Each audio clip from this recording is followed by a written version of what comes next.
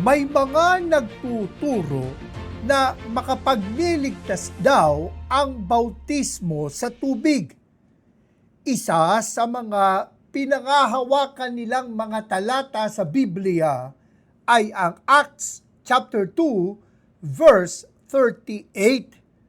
Babasahin ko sa ang Biblia 2001 edition. Magsisi kayo at magpabautismo ang bawat isa sa inyo sa pangalan ni Hesukristo upang mapatawad ang inyong mga kasalanan at tatanggapin ninyo ang kaloob ng Espiritu Santo. Sinasabi nila na hindi lang sapat ang manampalataya sa Panginoong Hesus bilang tagapagligtas. Kailangan pa daw na magpabautismo sa tubig upang mapatawad sa kasalanan at makatanggap ng Espiritu Santo.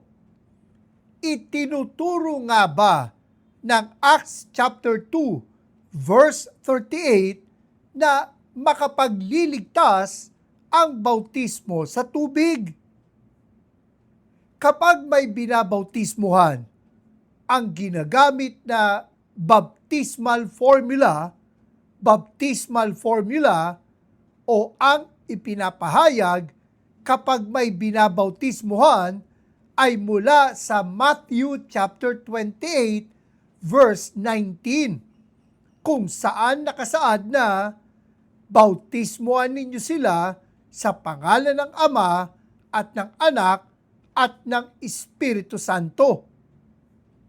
Subalit, may mga nagtuturo na ang tamang baptismal formula daw ay binabautismuhan kita sa pangalan ng Panginoong Hesukristo.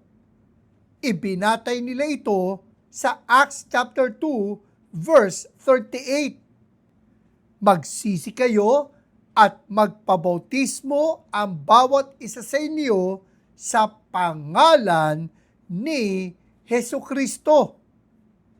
Ano nga ba ang talagang itinuturo ng Acts chapter 2 verse 38?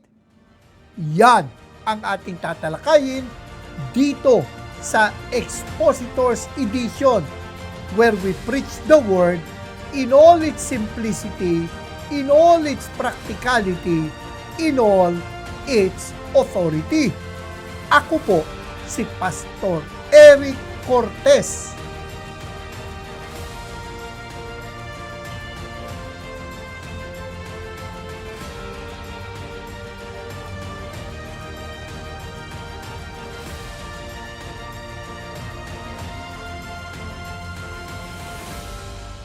Hindi tayo sang-ayon sa katuruan na maliligtas ang tao sa pamamagitan ng bautismo sa tubig, sapagkat ipinahayag ng Biblia na tayo ay maliligtas sa pamamagitan ng pananampalataya lamang sa Panginoong Hesus bilang ating tagapagligtas at hindi sa pamamagitan ng anumang mga mabubuting gawa katulad nga ng bautismo sa tubig. Ayon sa Ephesians chapter 2 verses 8 and 9, babasahin ko sa ang Biblia 2001 edition, sapagkat sa biyaya kayo'y naligtas sa pamamagitan ng pananampalataya, at ito'y hindi sa pamamagitan ng inyong sarili, ito'y kaloob ng Diyos, hindi sa pamamagitan ng mga gawa, upang ang sinuman ay huwag magmalaki. Malinaw dito na ang kaligtasan ay sa pamamagitan ng pananampalataya at hindi sa pamamagitan ng mga gawa.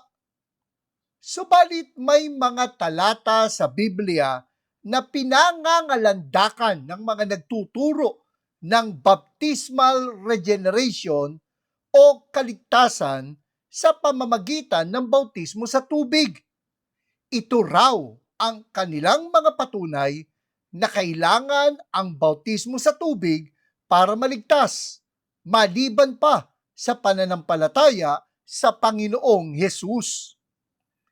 Isa na dito ang Acts chapter 2 verse 38. At sinabi sa kanila ni Pedro, magsisi kayo at magpabautismo ang bawat isa sa inyo sa pangalan ni Jesucristo upang mapatawad ang inyong mga kasalanan at tatanggapin ninyo ang kaloob ng Espiritu Santo. Itinuturo nga ba ng Acts chapter 2 verse 38 na maliligtas ang tao sa pamamagitan ng bautismo sa tubig, na siya'y mapapatawad sa kanyang mga kasalanan at makatatanggap ng Espiritu kapag siya ay nagpabautismo?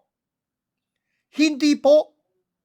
Kung titingnan sa orihinal na wikang Griego ng Bagong Tipan, ang verb o pandiwa na magsisi ay plural o pangmaramihan, samantalang ang verb na magpabautismo ay singular o isahan. Kaya ang magsisi ang dapat lang na idugtong sa upang mapatawad ang inyong mga kasalanan at tatanggapin ninyo ang kaloob ng Espiritu Santo. Pansinin din natin na ang ginamit na pronoun o panghalip ay pangmaramihan upang mapatawad ang inyong mga kasalanan at tatanggapin ninyo ang kaloob ng Espiritu Santo. Kaya yung magsisi lang ang dapat na idudugtong sa upang mapatawad ang inyong mga kasalanan at tatanggapin ninyo ang kaloob ng Espiritu Santo. Hindi dito dapat idugtong ang magpabautismo sapagkat ito nga ay pang-isahan. Sa madaling salita, ang dahilan kaya magsisisi ang isang tao ay upang mapatawad sa kanyang kasalanan at makatanggap ng kaloob ng Espiritu. Hindi makapagdudulot ng pagpapatawad at pagtanggap sa Espiritu ang pagpapabautismo. Ayon sa The Bible Knowledge Commentary, the verb makes a distinction between singular and plural verbs and nouns. The verb repent is plural and so is the pronoun your in the clause so that your sins may be forgiven. Therefore, the verb repent must go with the purpose of forgiveness of sins. On the other hand, the imperative be baptized is singular, setting it off from the rest of the sentence. Ayon pa sa naturang komentaryo, ang mga salitang magpabautismo ang bawat isa sa inyo sa pangalan ni Jesucristo ay tinatawag na parenthetical o saknong. That is, it provides additional information that is not directly related to the main subject being discussed. So, ang main subject, repent for the forgiveness of sins. Ang magpabautismo o be baptized ay parenthetical. At kung ito ay parenthetical, para saan kung gayon ang pagpapabautismo? Para sa mga Hudyo, ang pagpapabautismo ay ang pagpapahayag ng kanilang pagsisisi. Gaya nga ng ipinahayag ni John the Baptist sa Matthew chapter 3 verse 11. Binabautismoan ko nga kayo sa tubig para sa pagsisisi. Ganito ang pagkakasalin sa magandang balita Biblia. Binabautismoan ko kayo sa tubig bilang patunay ng inyong pagsisisi at pagtalikod sa kasalanan. Kaya ang bautismo ay pagpapahayag ng pagsisisi at hindi pamamaraan ng pagpapatawad. Ang pagsisisi ang nagdudulot ng kapatawaran at hindi ang pagpapabautismo sa tubig. Hindi din bautismo sa tubig ang nakapagbibigay ng kaloob ng Espiritu. Ganito ang nangyari nang mangaral si Apostle Peter sa sambahayan ni Cornelius sa Acts chapter 10 verses 44 to 48. Samantalang sinasabi pa ni Pedro ang mga salitang ito, bumaba ang Espiritu Santo sa lahat ng nakikinig ng salita. Ang mga mananampalatayang Hudyo na dumating na kasama ni Pedro ay namangha sapagkat ibinuhos din maging sa mga hintil ang kaloob ng Espiritu Santo. Sapagkat narinig nilang nagsasalita ang mga ito ng mga wika at nagpupuri sa Diyos. Nang magkagayon, ipinahayag ni Pedro, maari bang hadlangan ng sinuman ang tubig upang wag mabautismuhan itong mga tumanggap ng Espiritu Santo na gaya naman natin? At kanyang inutusan sila na mabautismuhan sa pangalan ni Hesukristo. Pansinin natin na nakatanggap na sila ng Espiritu bago pa sila nabautismuhan sa tubig. Kaya hindi ang pagbabautismo sa tubig ang dahilan kaya ang isang tao ay nakatanggap ng Espiritu. Ano ang naging sanhi kaya nila natanggap ang Espiritu? Ganito ang naging paliwanag ni Apostle Peter nang tanungin siya tungkol sa pangyayari sa Acts chapter 11 verses 15 at 17. Nang ako'y magsimulang magsalita, bumaba sa kanila ang Espiritu Santo na kung paano bumaba rin sa atin noong una. Kung ibinigay sa kanila ng Diyos ang gayon ding kaloob, na gaya naman ng kanyang ibinigay sa atin nang tayo'y nanampalataya sa Panginoong Hesukristo, sino ba ako na makakahadlang sa Diyos? Nang tayo'y nanampalataya sa Panginoong Hesukristo. Pansinin natin na ang pananampalataya nila sa Panginoong Hesus ang siyang dahilan kaya nila natanggap ang Espiritu. Sa ating pagtalakay, nakita natin na mali ang pakahulugan nila sa Acts chapter 2 verse 38 ng mga naniniwala sa baptismal regeneration o mga nagtuturo na makakaligtas daw ang bautismo sa tubig. Ang katotohanan, kapag nagsisi ang isang tao, mapapatawad siya sa kanyang mga kasalanan at makakatanggap siya ng Espiritu. Ang pagpapabautismo sa tubig ay pagpapahayag lang ng kanyang pagsisisi.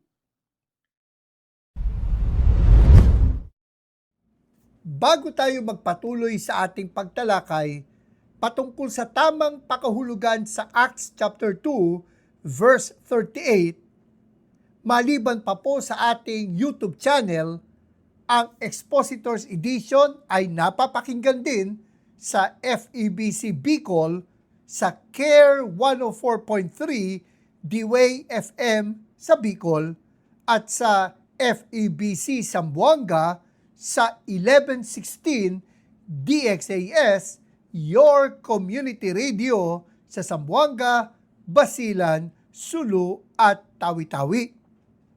Balik tayo sa ating pagtalakay sa Acts chapter 2 verse 38, kung itinuturo nga ba nito na nakakaligtas ang bautismo sa tubig. May mga nagtuturo ng baptismal regeneration o nakakaligtas daw ang bautismo sa tubig. Isa sa mga talatang ginagamit nila ay ang Acts chapter 2 verse 38. Babasahin ko sa ang Biblia 2001 edition. At sinabi sa kanila ni Pedro, magsisi kayo at magpabautismo ang bawat isa sa inyo sa pangalan ni Hesukristo upang mapatawad ang inyong mga kasalanan at tatanggapin ninyo ang kaloob ng Espiritu Santo. Nakita natin na hindi talaga itinuturo ng Acts chapter 2 verse 38 ang baptismal regeneration. Ang talagang itinuturo ng Acts chapter 2 verse 38, kapag nagsisi ang isang tao, mapapatawad siya sa kanyang mga kasalanan at makakatanggap siya ng Espiritu. Ang pagpapabautismo ay pagpapahayag ng kanyang pagsisisi. Kung titingnan natin, ang repentance o pagsisisi ay masasabing synonymous o kasing hulugan ng pananampalataya sa Panginoong Hesus. Muli, basahin natin ang Acts chapter 2 verse 38. Magsisi kayo at magpabautismo ang bawat isa sa inyo sa pangalan ni Jesucristo upang mapatawad ang inyong mga kasalanan at tatanggapin ninyo ang kaloob ng Espiritu Santo. Gaya nga ng ating sinabi, ang pagsisisi ang nagdudulot ng kapatawaran, hindi ang pagpapabautismo. Subalit pansinin natin ang ipinahayag ni Peter nang mangaral siya sa sambahayan ni Cornelius sa Acts chapter 10 verse 43. Siya, ang Panginoong Hesus, ang pinatotohanan ng lahat ng mga propeta na ang bawat sumasampalataya sa Kanya ay makakatanggap ng kapatawaran sa mga kasalanan sa pamamagitan ng Kanyang pangalan. Na ang bawat sumasampalataya sa Kanya ay makakatanggap ng kapatawaran sa mga kasalanan. Pansinin natin na ipinahayag sa Acts chapter 2 verse 38 na makakatanggap ng kapatawaran ang nagsisisi, samantalang ipinahayag naman sa Acts chapter 10 verse 43 na makakatanggap ng kapatawaran ang nananampalataya sa Panginoon. Kaya itinuturo natin na magkasing hulugan, synonymous, ang pagsisisi at ang pananampalataya. Consistent ito sa itinuturo ng Biblia na pananampalataya lang sa Panginoong Hesus ang makapagliligtas at hindi ang anumang mabuting gawa na katulad ng bautismo sa tubig. Ganito ang naging sagot ni Apostle Paul sa katanungan ng bantay ng bilangguan sa Filipos sa Acts chapter 16 verses 30 to 31. Mga Ginoo, ano ang kailangan kong gawin upang maligtas? At kanilang sinabi, manampalataya ka sa Panginoong Hesus at maliligtas ka, ikaw at ang iyong sambahayan. Pansinin natin, pananampalataya sa Panginoong Hesus ang nagdudulot ng kaligtasan. Totoo na binautismuhan sa tubig ang bantay at ang kanyang sambahayan. Subalit, basahin nating mabuti ang verses 32 to 33. Ipinangaral nila sa kanya ang salita ng Panginoon at sa lahat ng nasa kanyang bahay. Sila'y kanyang kinuha ng oras ding iyon ng gabi at hinugasan ng kanilang mga sugat at agad silang binautismuhan pati ang buo niyang sambahayan. Pansinin natin na ipinangaral sa kanila ang salita ng Panginoon. Ayon sa Romans chapter 10 verse 17, kaya't ang pananampalataya ay bunga ng pakikinig at ang pakikinig naman ay bunga ng pangangaral tungkol kay Kristo. At dahil naipangaral sa kanila ang salita ng Panginoon, masasabi natin na pananampalataya sa Panginoong Hesus ang naging bunga ng kanilang pakikinig sa pangangaral tungkol sa Kanya. At bilang pagpapahayag ng kanilang pananampalataya, sila ay nagpabautismo. Malinaw na pananampalataya kay Hesus ang nakapagligtas sa kanila at hindi ang bautismo sa tubig. Ang pagpapabautismo ay pagpapahayag ng pananampalataya. Ang nakapagligtas sa kanila ay ang pananampalataya nila sa Panginoon. Ang pananampalataya ang pamamaraan ng kaligtasan, hindi ang pagpapabautismo. Ganito din ang pattern na makikita natin matapos magpahayag si Apostle Peter sa Acts chapter 2. Pansinin natin na katulad ng tanong ng bantay sa bilangguan, ganun din ang tanong ng mga nakinig sa pangangaral ni Peter. Ang sabi sa verses 37 to 38, "Mga Ginoo, mga kapatid, anong dapat naming gawin?" At sinabi sa kanila ni Pedro, "Magsisi kayo at magpabautismo ang bawat isa sa inyo sa pangalan ni Hesukristo upang mapatawad ang inyong mga kasalanan at tatanggapin ninyo ang kaloob ng Espiritu Santo." Tingnan natin ang nangyari sa verses 40 to 41. Sa iba pang maraming salita ay nagpatotoo siya at hinimok sila na sinasabi, "Iligtas ninyo ang inyong sarili mula sa baluktot na lahing ito." Kaya ang mga tumanggap ng kanyang salita ay binautismuhan at nadagdag ng araw na iyon ang may 3,000 kaluluwa. Pansinin natin na tinanggap nila ang mga ipinangaral ni Pedro bago sila nagpabautismo. Kaya masasabi natin na bilang tugon sa pangangaral ni Pedro, nanampalataya sila sa Panginoong Hesus. At matapos nilang tanggapin ng salita, matapos na sila'y manampalataya sa Panginoon, nagpabautismo sila. Hindi ang bautismo sa tubig ang nakapagligtas sa kanila. Ang nakapagligtas sa kanila ay ang pagtanggap nila sa mga salita na ipinangaral sa kanila. Sa madaling salita, nanampalataya muna sila bago sila binautismuhan. At dahil dito, bago pa sila binautismuhan, sila ay naligtas na. Kaya ang bautismo ay hindi pamamaraan ng kaligtasan. Ito ay palatandaan ng pananampalataya. Ang pananampalataya ang pamamaraan ng kaligtasan. Kaya hindi tayo sang-ayon sa mga nagtuturo na makapagliligtas ang bautismo sa tubig. Mali po ang katuruan ng baptismal regeneration. Ang bautismo sa tubig ay pagpapahayag lamang ng pagsisisi o ng pananampalataya. Ito ay palatandaan na ang isang tao ay nagsisi o nanampalataya sa Panginoon. Kaya kailangan mag-ingat tayo na hindi dahil nabasa natin ang mga talata na katulad ng Acts chapter 2 verse 38 na para bang nagsasabi na makakapagligtas ang bautismo sa tubig, tatalo na agad tayo sa ganong konklusyon. Tandaan na malinaw na itinuturo ng Biblia na pananampalataya lang sa Panginoong Hesus ang makapagliligtas.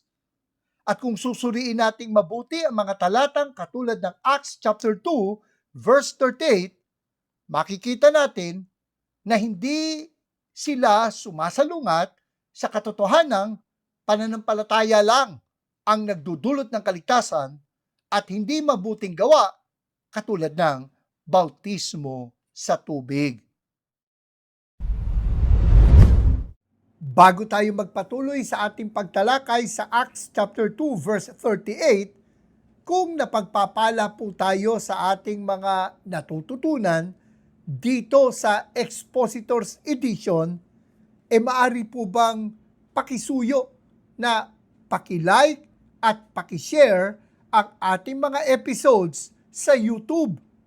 At para wala po tayong ma-miss na anumang episode ng Expositors Edition, just click the subscribe button and hit the notification bell.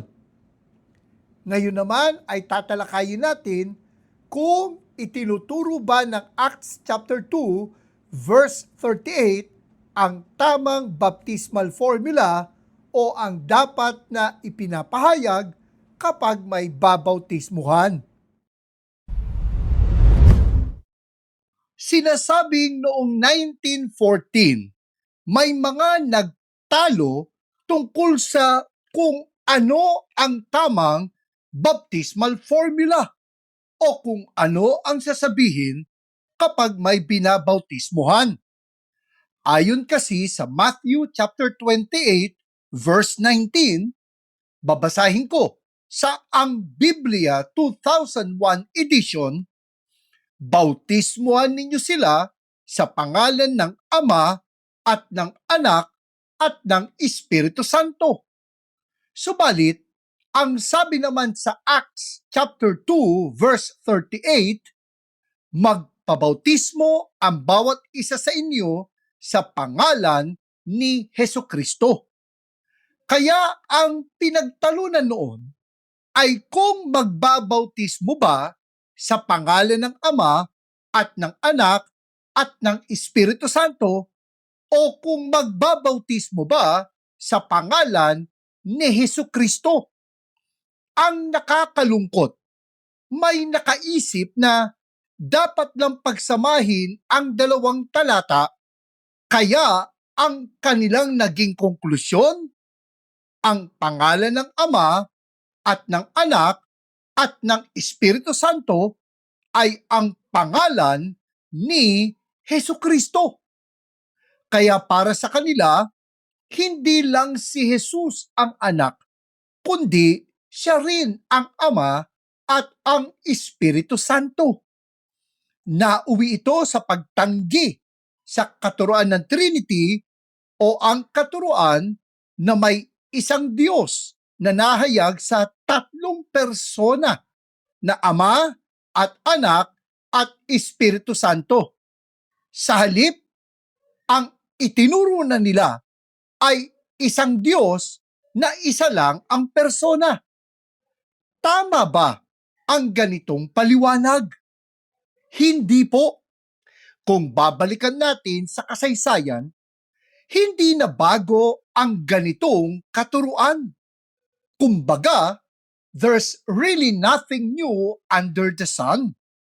Noong 200 AD, itinuro ng theologian na si Sabellius na Jesus ang pangalan ng Ama at ng Anak at ng Espiritu Santo. Ang tawag dito ay modalism o oneness doctrine. Ayon sa evangelical theologian na si Adam Harwood, sa kanyang aklat na Christian Theology, Biblical, Historical, and Systematic, modalism, which is also called modalistic monarchianism, is the view that the Father, Son, and Spirit are only modes, phases, or ways of revealing the single person of God. The problem with the various modalistic views is their failure to affirm the distinction among the persons of the Godhead. It is not only the case that God has revealed himself as Father, Son, and Spirit. Each of these persons should be understood as distinct from one another, rather than only manifestations of the same person at various periods of time or in various acts. Kaya, hindi na bago ang mga nagtuturo ng modalism. Noon pa man, ay may nagturo na nito. Masasabi natin na it's the same dog with a different color only. Kalaunan, ipinahayag ang modalism na heresy o maling katuruan. Sa ngayon nga, ang modalism ay tinatawag din na oneness doctrine. Kadalasan pa nga sa ngayon, kapag may tumutuligsa sa katuruan ng Trinity, lumalabas na ang tinutuligsa nila ay hindi ang Trinity, kundi ang katuruan ng modalism. Napagkamalan kasi nila na ang katuruan ng modalism o oneness ay ang katuruan ng Trinity. Subalit, malaki po ang pagkakaiba. Itinuturo ng mga modalists na isa lang ang persona ng Diyos. Para sa kanila, si Jesus, ang Ama, ang Anak, at ang Espiritu Santo. Iba naman ang itinuturo natin tungkol sa Trinity, na may isang Diyos na nahayag sa tatlong persona, ang Ama at ang Anak at ang Espiritu Santo. Ang Ama ay hindi ang Anak. Ang Anak ay hindi ang Ama. Ang Ama ay hindi ang Espiritu Santo. Ang Espiritu Santo ay hindi ang Ama. Ang Anak ay hindi ang Espiritu Santo. Ang Espiritu Santo ay hindi ang Anak. Ang Ama ay Diyos, ang Anak ay Diyos, ang Espiritu Santo ay Diyos, ngunit hindi tatlo ang Diyos, kundi isa lang ang Diyos. Kaya hindi dapat ipagkamali na ang modalism at ang Trinity ay magkapareho ng katuruan. Malaki ang pagkakaiba ng mga katuruan na ito sa isa't isa. Magkasalungat ang modalism at ang Trinity. Kaya, ano ang paliwanag sa umano'y magkaibang baptismal formula? Ang talagang baptismal formula o dapat na ipapahayag kapag nagbabautismo ay ang Matthew chapter 28 verse 19, kung saan ipinahayag ng Panginoong Hesus mismo sa kanyang mga apostol na bautismuhan ninyo sila sa pangalan ng Ama at ng Anak at ng Espiritu Santo. Ito ay utos sa mga magsasagawa ng bautismo. Samantalang ang Acts chapter 2 verse 38, kung saan nakasaad na magpabautismo ang bawat isa sa inyo sa pangalan ni Hesukristo, ang Acts 2:38 ay para sa mga magpapabautismo. Ayon sa British theologian na si Michael Green, sa kanyang commentary na The Message of Matthew, The Kingdom of Heaven, mula sa The Bible Speaks Today series, in the book of Acts, there is often baptism into the name of Jesus. But that phrase, in the name of Jesus, may be a summary. But that phrase may be a summary. Baptism has always involved commitment to the God who sent both Jesus and the Spirit who baptizes into Jesus. All three were involved in the baptism of Jesus. All three are involved in Christian baptism. Kaya, hindi talaga magkasalungat ang Matthew chapter 28 verse 19 at ang Acts chapter 2 verse 38.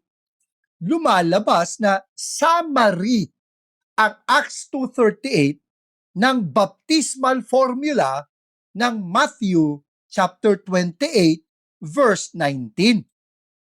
Ayon pa kay Green, it is probable that the actual baptismal formula, that is, in Matthew chapter 28 verse 19, it is probable that the actual baptismal formula is assumed in Acts, and only the special new factor, Jesus, singled out for emphasis.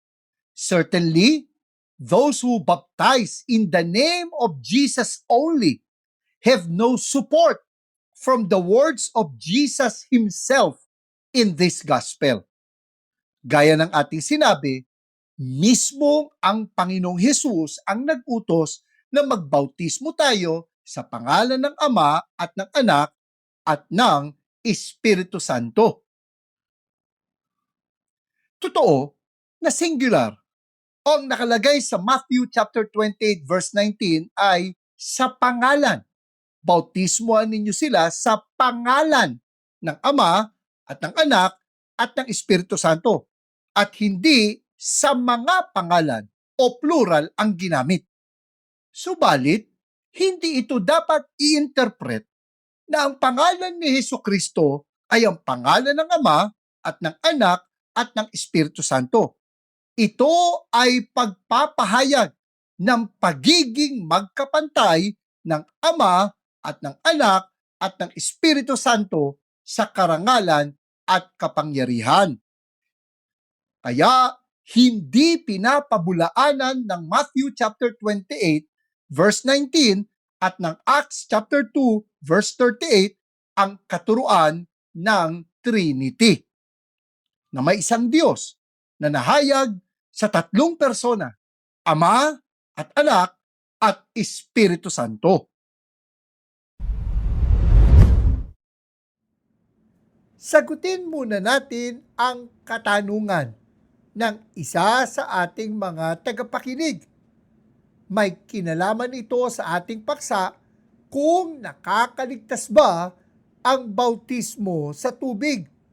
Ang tanong, Pastor, kung hindi nakakaligtas ang bautismo, ano po ang paliwanag ninyo sa Acts chapter 22 verse 16? Basahin natin ang Acts chapter 22 verse 16 sa Ang Biblia 2001 edition. At ngayon, ano pang hinihintay mo? Tumindig ka at magpabautismo at hugasan ang iyong mga kasalanan na tumatawag sa kanyang pangalan. Ito po ay ang naging patotoo ni Apostle Paul kung saan ibinahagi niya sa kanyang mga taga-usig kung papaano siya nakakilala sa Panginoong Hesus. Matatandaan na matapos na makita niya ang Panginoon, nabulag si Pablo.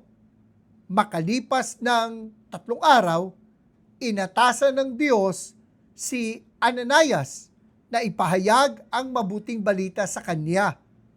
At ang sabi nga ni Ananias kay Pablo, at ngayon, ano pang hinihintay mo? Tumindig ka at magpabautismo at hugasan ang iyong mga kasalanan na tumatawag sa kanyang pangalan.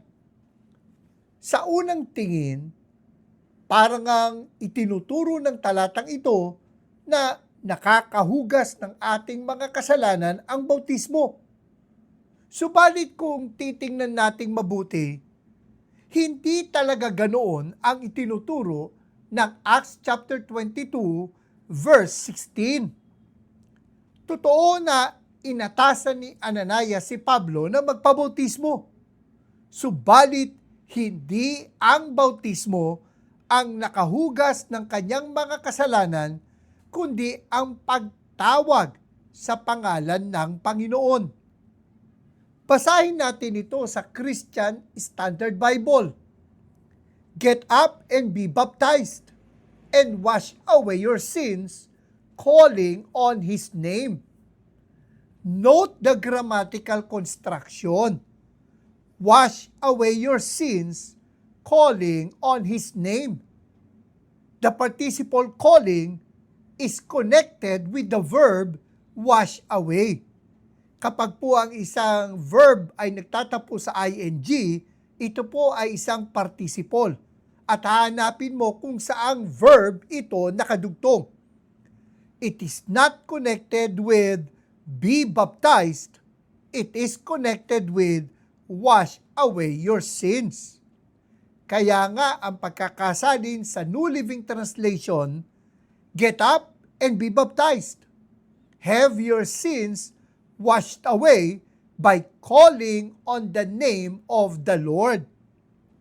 The way it is constructed in Greek, our sins are washed away after we call on the name of the Lord. Our sins are washed away after we call on the name of the Lord.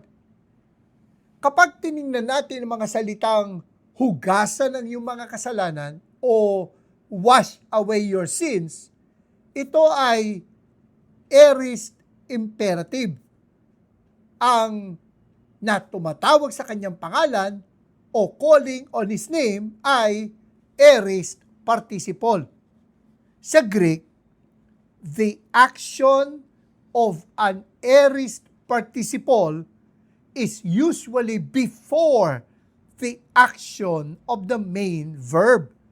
The action of an aorist participle is usually before the action of the main verb. Ibig sabihin, mauna ang pagtawag sa pangalan ng Panginoon at pagkatapos nito ay mahuhugasan na ang mga kasalanan ng tumawag sa Kanya. The way to wash away our sins is to believe or call on the Lord. Baptism does not wash away your sins. Ito ay pagpapahayag lamang na nahugasan na ang ating kasalanan nang tayo'y tumawag sa Panginoon. Kaya hindi itinuturo ng Acts chapter 22 verse 16 na makakapagligtas ang bautismo sa tubig. Sana po nakatulong ang ating kasagutan. Balik na tayo sa ating pagtalakay patungkol sa tamang baptismal formula. Tinutulan natin ang katuruan ng modalism o oneness doctrine, kung saan ipinapahayag nila na hindi lang si Jesus ang anak, kundi siya din daw ang Ama at ang Espiritu Santo. Para sa kanila, isa lang ang persona ng Diyos. Salungat ito sa ating katuruan ng Trinity, kung saan ating ipinapaliwanag na may isang Diyos na nahayag sa tatlong persona, Ama at Anak at Espiritu Santo. Naiintindihan natin na gustong bigyang diin ng mga nagtuturo ng modalism ang katuruan ng Biblia na may isang Diyos. Ayon sa Reformed theologian na si Wayne Grudem, sa kanyang aklat na Systematic Theology, An Introduction to Biblical Doctrine, modalism gains its attractiveness from the desire to emphasize clearly the fact that there is only one God. Totoo naman talaga na may isang Diyos. Hindi naman ibig sabihin na kapag itinuro natin na may tatlong persona ang Diyos, ay nangangahulugan ito na itinuturo natin na tatlo ang Diyos. Malinaw na salungat sa oneness doctrine ang mababasa sa Biblia na iba ang persona ng Ama sa persona ng Anak at sa persona ng Espiritu Santo. Halimbawa, ganito ang mababasa natin sa bautismo ng Panginoong Hesus batay sa Ang Biblia 2001 edition. Nang mabautismuhan si Jesus, kaagad siyang umahon sa tubig at nabuksan sa kanya ang kalangitan. At nakita niya ang Espiritu ng Diyos na bumababang tulad sa isang kalapati at lumalapag sa kanya. Sinabi ng isang tinig mula sa langit, "Ito ang minamahal kong anak, sa kanya ako lubos na nalulugod." Kung si Jesus din ang Ama, sino ang nagsalita mula sa langit na ito ang minamahal kong anak, sa kanya ako lubos na nalulugod? Lumalabas na ang Ama ang nagsalita mula sa langit sapagkat tinawag nga niya si Jesus na minamahal kong anak. At nasaan ang Panginoong Hesus ng sandali na iyon? Kaahon lang mula sa ilog at nasa pangpang na siya. Wala siya sa langit, kundi andito sa lupa. At ang sabi, nakita niya na ang Espiritu ng Diyos na bumababang tulad sa isang kalapati at lumalapag sa kanya. Hindi ang Panginoon ang bumaba, kundi ang Espiritu ng Diyos. Nasa ibaba na si Jesus. Lumapag kay Jesus ang Espiritu Santo. Si Jesus naman ang nilapagan. Iba yung bumaba sa binabaan. Iba yung lumapag sa nilapagan. Kaya paano masasabi na ang anak na si Jesus ang siya ring Ama at ang Espiritu Santo? Kaya nga itinuturo natin ang Trinity na may isang Diyos na nahayag sa tatlong persona, ang Ama at ang Anak at ang Espiritu.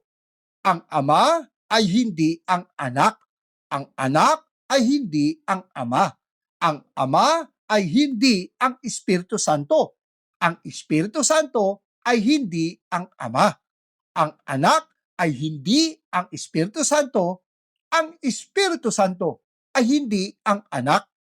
Ang Ama ay Diyos, ang Anak ay Diyos, ang Espiritu Santo ay Diyos, ngunit hindi tatlo ang Diyos, kundi isa lang ang Diyos.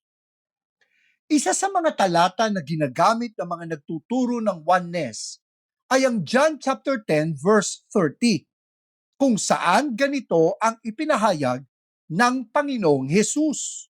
Ako at ang Ama ay iisa. Ako at ang Ama ay iisa. Pansinin natin na hindi naman sinabi ng Panginoon na ako ang Ama o ako rin ang Ama. Ang malinaw na sinabi ni Jesus ay ako at ang Ama ay iisa. Iisa saan? Kung babasahin mabuti ang konteksto, hindi natin makikita na ipinahayag ng Panginoon na siya rin ang Ama.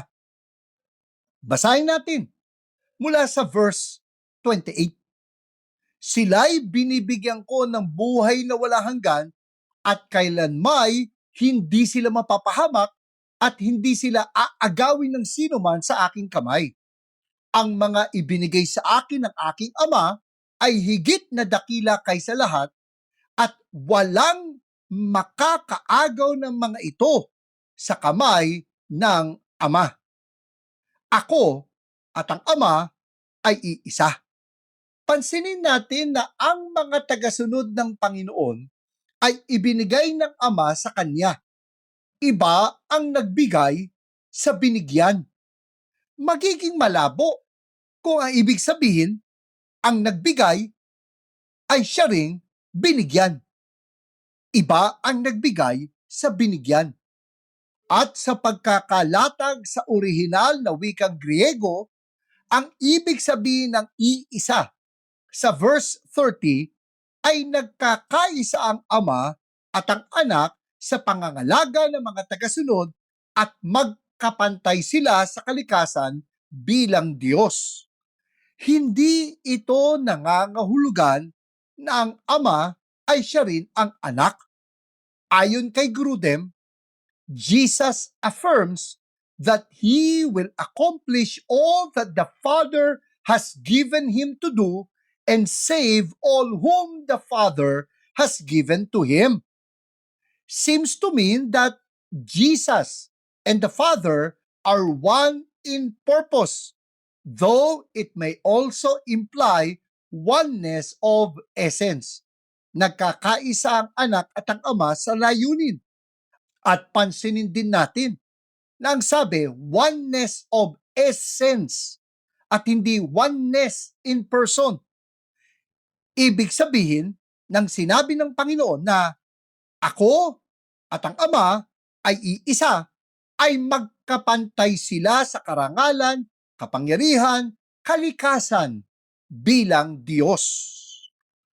Matatandaan na ipinahayag ng Panginoong Hesus sa John chapter 5 verse 17, hanggang ngayon patuloy sa paggawa ang aking Ama at ako'y patuloy din sa paggawa.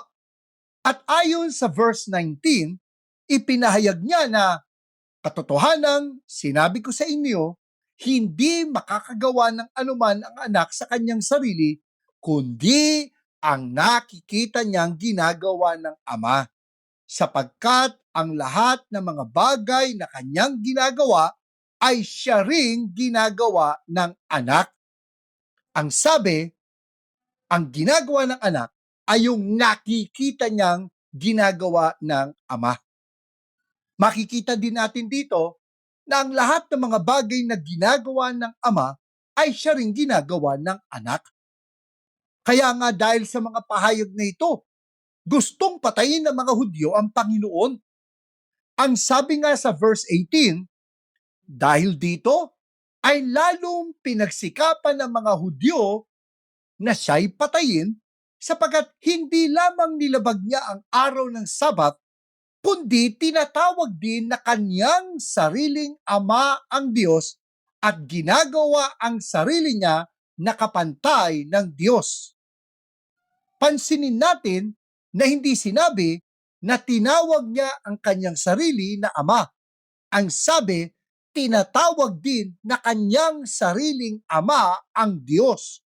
Ang ibig sabihin, ipinahayag ni Jesus na kapantay siya ng Diyos. Hindi sinabi na ipinahayag niya na siya din ang Ama. Note that it says equal with God. It did not say that He is the Father Himself. Kaya hindi tayo sang-ayon na itinuturo ng Biblia ang modalism o oneness doctrine na isa lang daw ang persona ng Diyos. Ang talagang itinuturo ng Biblia ay ang Trinity, na may isang Diyos na nahayag sa tatlong persona, ang Ama at ang Anak at ang Espiritu Santo. Marami pong salamat sa inyong pagsubaybay sa isa na namang mayamang pag-aaral dito sa Expositors Edition, where we preach the Word in all its simplicity, in all its practicality, in all its authority. Ako po si Pastor Eric Cortez na nagpapaalala, ang katotohanang nagpapalaya, katotohanang isinasagawa.